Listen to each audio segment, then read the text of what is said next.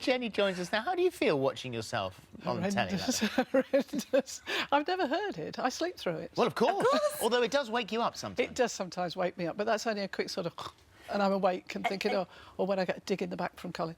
You must be used to it because you've been snoring. You said you shared a room with your sister from when we were really tiny, and from about the age of 5. It's one of your first memories. Yeah, I can remember in the night all of a sudden somebody pinched my nose. I mean, really grabbed my nose. She was 7, I was 5, so you know what you're like at that age. And I said, what? She said, you're snoring. But it's got worse. Yeah, I think... When did it start to get worse? As I got older, I think. Certainly.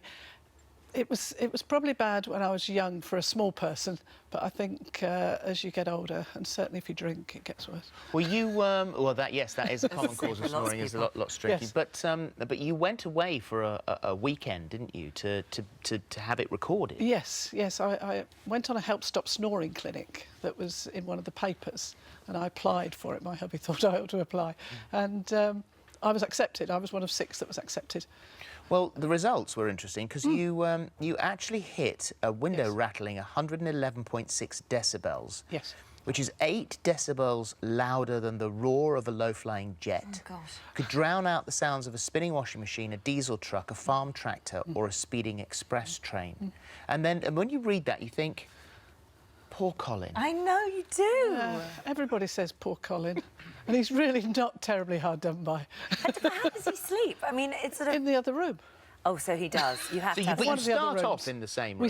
We always start off in the same bed, because I think that's quite nice, really, isn't it? And then during the night, either I wake up with a dig in the back, and after the second one, I think time to move, or there was a noise there, or he wakes up and thinks I've had enough of this, but he makes a lot of...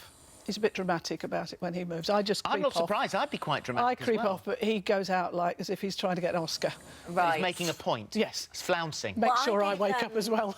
I gave him a little bit of advice, and this comes from my friend Juliet's mum, whose husband snores. Yes. And she always says that if anybody's snoring, whether you're on a plane and you can't give them a nudge, or if you're in bed with someone they snore and you don't want to shake them, you make a noise like that, and it just does enough to slightly wake them up, and it should stop the snoring. So I told Colin about this, and he gave it a try. Here is our experiment.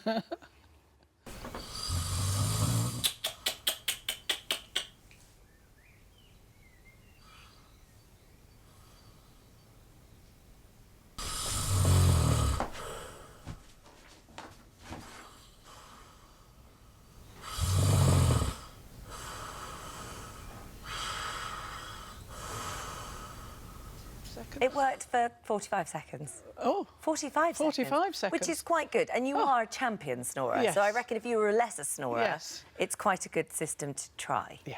You've had interest from all over the world. Yes. Done interviews in America, New York, Chicago. You had a Japanese film crew came over. Yeah, that was quite entertaining. Yeah.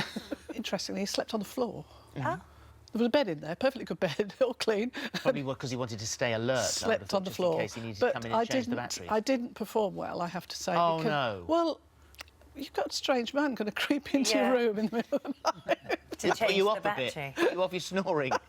What about treatment? What have you tried to stop it? I have tried, throat sprays, roof of the mouth sprays, nasal strips, a gum thing.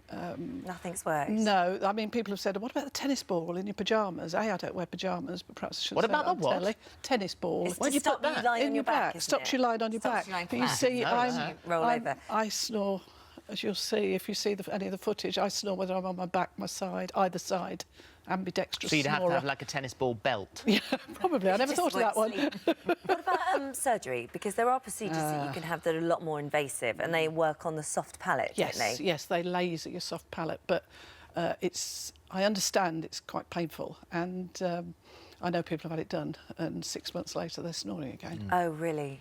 So maybe not worth it. So No. for the time being, you're just going to be the a record-breaking snorer. I think so, yeah.